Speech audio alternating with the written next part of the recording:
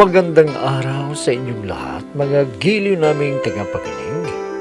Muli po mga kaibigan, narito na po ang pagpapatuloy at ikalawang yunto ng liham kasaysayan na ipinadala ni Bonnie dito sa ating dulang Love and Memories.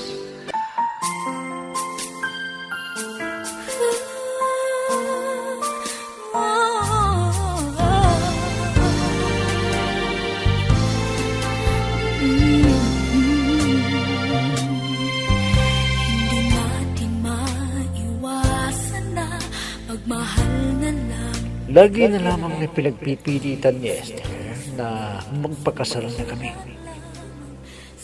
Pero wala pa akong sapat na ipon. Kaya naiinis siya sa akin at nagbanta pa siya. Maghahanap pa siya ng iba.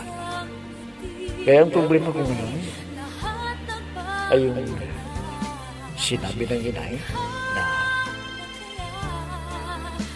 sinabi daw ni Itay na ibenta yung kalahati ng lupain namin para gamitin sa pagpapakasal namin. Pero hindi ako pumayag. At ganoon din ang sinabi ko sa kaibigan ko, si Mario. Minsan nung dinalaw ko si Esther, ay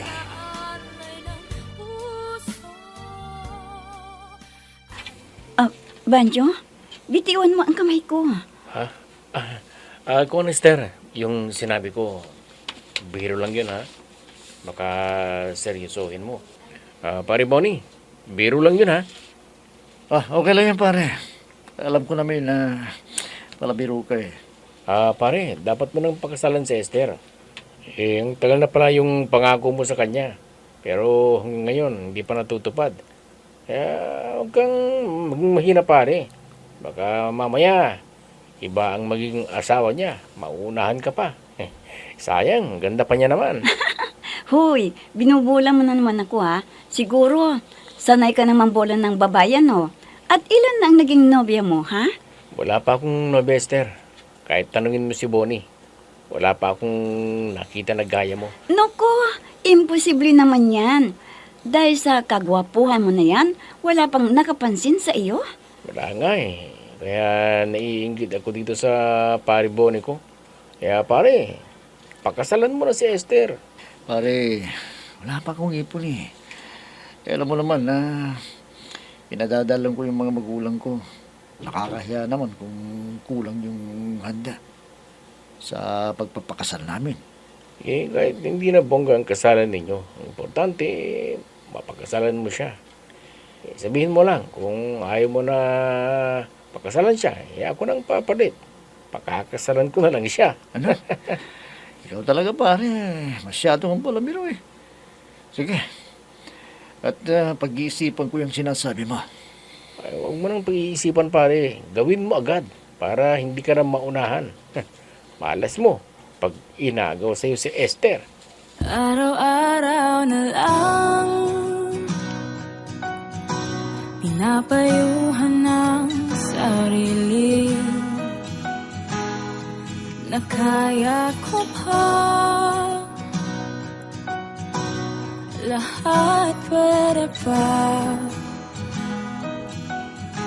magagandang alaala. Pambira naman si Bonnie. Ang tagal namang bumili ng merienda natin. Mamaya, dito na yon.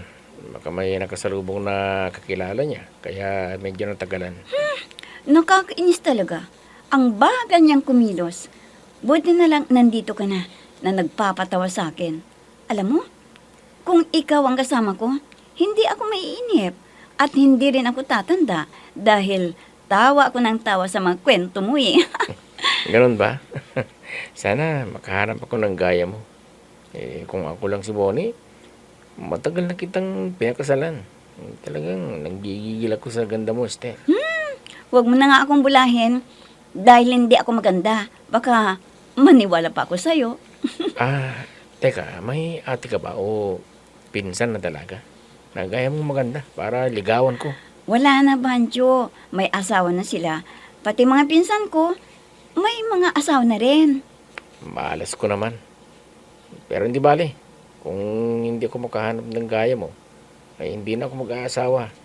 Makikihati ako ng konting pagmamahal sa'yo. Kung pwede sana. Ano? Luko-luko ka talaga, ha? Aray. Yan. Tama Yan na. ang bagay Huwag sa'yo. ulitin. Nagbibiro lang naman ako eh. Tama na. I'll be with you for the rest of my life. From the bottom of my heart, I'll always be with you.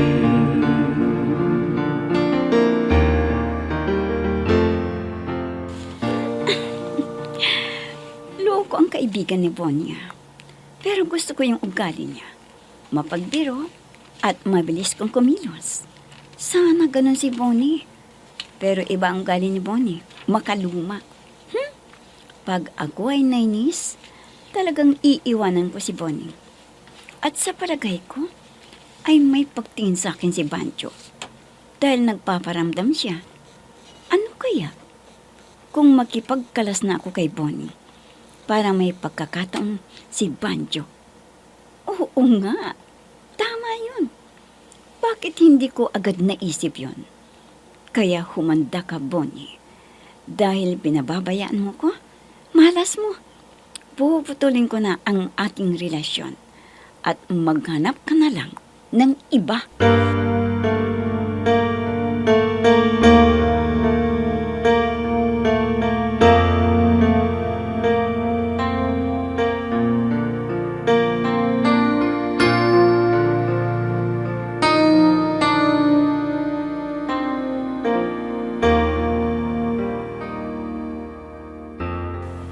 Loleng, nakita ko na nag-usap kayo ni Bonnie. Ano bang sinabi sa'yo? Para alam ko kung ano naman ang problema niya. Ayun nga, malaki ang problema niya dun sa nobya niya. Dahil madami na rin siyang pangako, hindi naman natutupad ni Bonnie. Kaya naiinis yung babae sa kanya. Ano bang problema? Kung kinukulit siya, o di pagkasalan na niya at tulungan natin dahil wala pa rin ipon. Di ba sinabi natin na ibenta yung lupa, pero ayaw naman niya. Hintayin na lang daw niya ni Esther kung makakaipon siya. At isa pa, hindi pa raw siya babalik sa kanyang trabaho doon sa Maynila. Dahil maraki daw ang gastos niya sa upa, sa pagkain, at marami pang iba. Mas mabuti kung dito na siya maghanap ng mapapasukan para hindi na problema ang pagbibigyan niya ng suporta para sa atin. Tama, kung yan ang naisip niya para madali siyang makaipon ng pera para sa kasal nilang dalawa nung nobya niya. Kaya bukas raw ay subukan niyang maghanap ng mapapasukan na trabaho dito sa atin. Sana nga makahanap ka agad para hindi rin tayo kapusin sa ating mga pangangailangan dito sa bahay.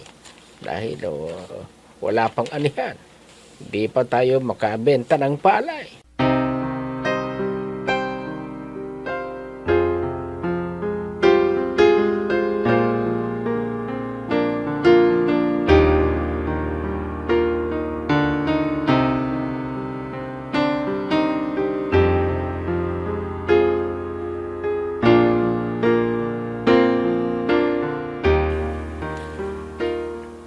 Oh, kumusta ka na, Esther? Parang malungkot ka yata.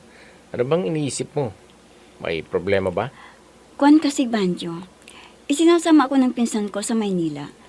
May negosyo siya at kinuha niya akong magtrabaho doon. Ganun ba? Paano yan? Nandito na si Bonnie. Hindi na raw babalik sa Maynila. Bahala na ang lalaking yun. Sinungaling siya at hindi niya alam to pa rin ang pangako. Kaya maghanap na lang siya ng iba na magmamahal sa kanya. Ang ibig mo bang sabihin, magpapaalam ka sa kanya? Para hindi naman magalit na basta mo na lang siyang iiwan? Kuwan, Banjo, talagang ipapaalam ko sa kanya na aalis ako para hindi siya magtampo sa akin. Mister, pwede bang ibigay mo sa akin ang iyong address doon sa Maynila? Para madalo naman kita. Oo naman, Banjo. Kaibigan kita at kailangan kong isang kaya mo na kayang magpayo kung may problema ako. Salamat, Esther. Kung magtitiwala ka sa akin at may ipagtatapat ako sa iyo dahil hindi ko na mapigilan ang nararamdaman ko para sa iyo.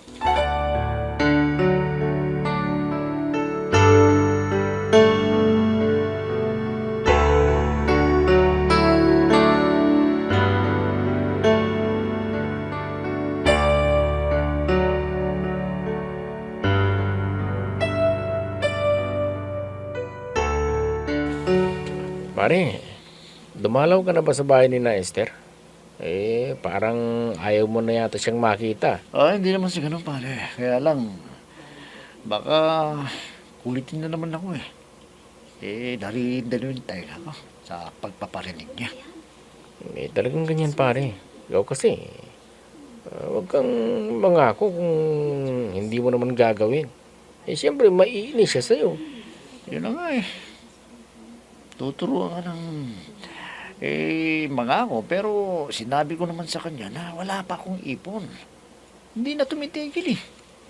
Pagpasensyahan mo na, pare. Talagang ganyan ang mga babae. Makulit hanggat di nila nakukuha ang kanilang gusto. Sinabi ko naman sa'yo na patikimin mo na. Pero ayaw mo naman. Hindi ko kayang gawin yun, pare. Baka sa lamang mas madaling panahon mas lubak yung problema. Masyado kang takot na gumawa ng kalokohan. Pero ang hindi mo alam, yun ang gustong-gusto nila. Basta, hayaan mo muna siya, pare. Pag umupan siguro yung galit niya, patatawag din niya ako. Hihintayin ko na lang siya dito, pare.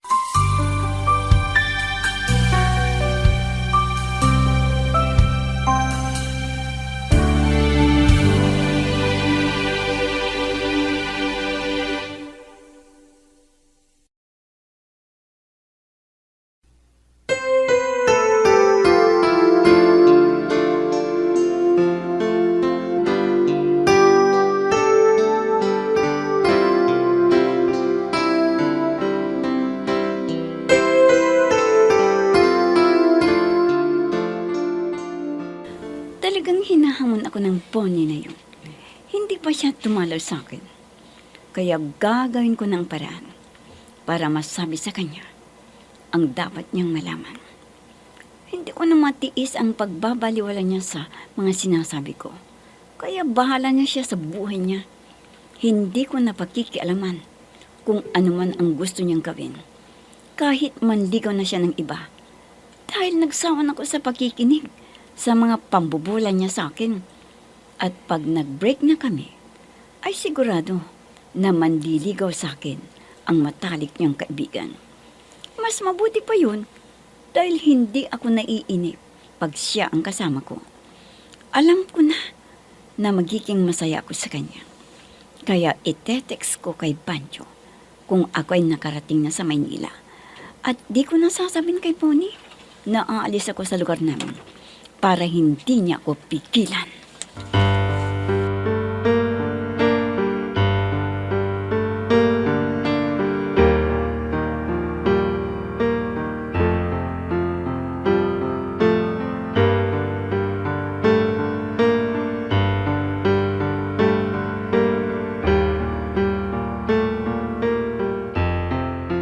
O anak, saan ka ba pupunta? Baka makikipag-inuman ka na naman dyan. Huwag ka sanang maglalasing ha. Hindi unay. Dadalawin ka lang si Esther. At nagtatampo sa akin para hindi naman lumala yung pagtatampo niya. Pagbibigyan ko na sa gusto niya. Ay, Ayusin ko naku, itong anak. problema namin dalawa. Ano kaya kung ibaling mo na lang sa iba? Dahil hindi ka naman nauunawaan. Alam niya na wala ka pang ipon pero pinipilit pa rin ang gusto na magpakasal na kayo. Sige nga, kung itutuloy nyo at kulang ang handa, lalabas kang kahiya-hiya sa mga tao. Hindi ko na niluisip na kung ano yung gusto niya, yun ang masusunod. Ay, naku anak, Bonnie.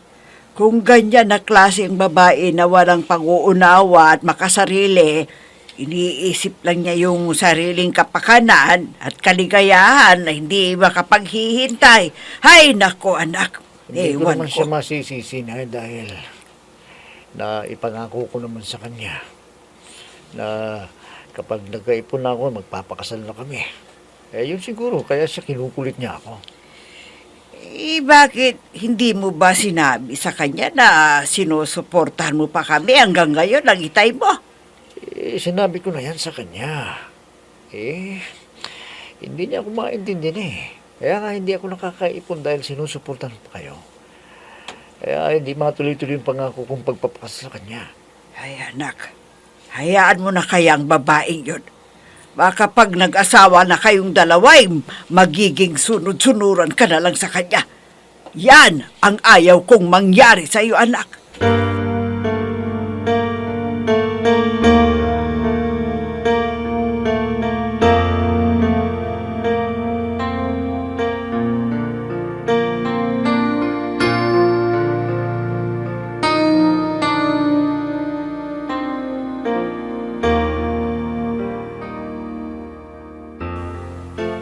Pare, buti naman at pupunta ka rito para di na ako pupunta sa inyo. Ha? Bakit ba, pare? May pupuntahan ka ba? May kung trabaho yan, pare. Sama naman ako. Oo pare, nag-a-apply ako para sa abroad. Ha? Kung gusto mo di sabay na tayo para sabay na rin tayong maglakad ng mga kailangan puntang abroad. Yan ang problema, pare. Wala akong gagastusin wala akong gagamitin sa pag-apply. Ikaw, may tutulong ba sa'yo? Oo pare, yung pinsan ko na nagbalik bayan at nagkausap kami. At siyang tutulong para makakuha ako ng mga kailangan na papeles. Nako, swerte mo talaga, pare, ha? Sige, mauula ka sa abroad. Kapag nagkapera ka na, tulungan mo naman ako para makapon din ako sa ibang bansa. At kahit pa paano, umasenso rin ang buhay namin. Huwag kang mag-alala pare. Talagang gagawin ko yan. Basta may pera na ako, asahan mo na tutulungan kitang makapag-abroad.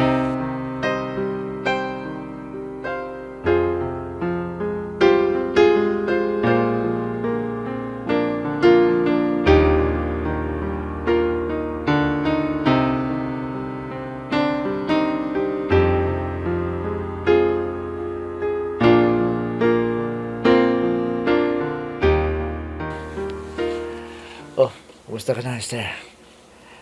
Sana huwag ka namang magalit sa akin, oh. Lalo na kung hindi ko pa matubad yung pangako ko. Siyempre, alam mo naman na medyo maliit yung sahod ko.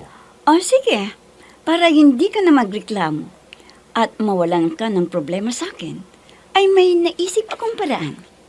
Ha? Anong ibig mong sabihin? Sabihin mo kung ano yung gusto mong mangyari. Sige Bonnie. Alam mo, sawan ako sa mga pangako mo na mag-ipon ka saka tayo pakakasal. Pero alam ko, hanggang ngayon wala pa rin, di ba? Alam mo naman ang dahilan eh. Sana pagpasensyahan mo muna ako. Bale, matutupad ko rin yung pangarap mong kasal. Pag tinulungan ako ni Banjo na mag-ibang bansa. Dahil pupunta si Banjo sa abroad. Ganun ba? Buti pa siya at nagpupursige para umasenso ang buhay. Kaya mas mabuti siguro kung... Kung ano, bakit hindi mo ituloy? Ano bang gusto mong sabihin? Bonnie, ang gusto kong mangyari ay putulin ko muna ang ating relasyon. Esther?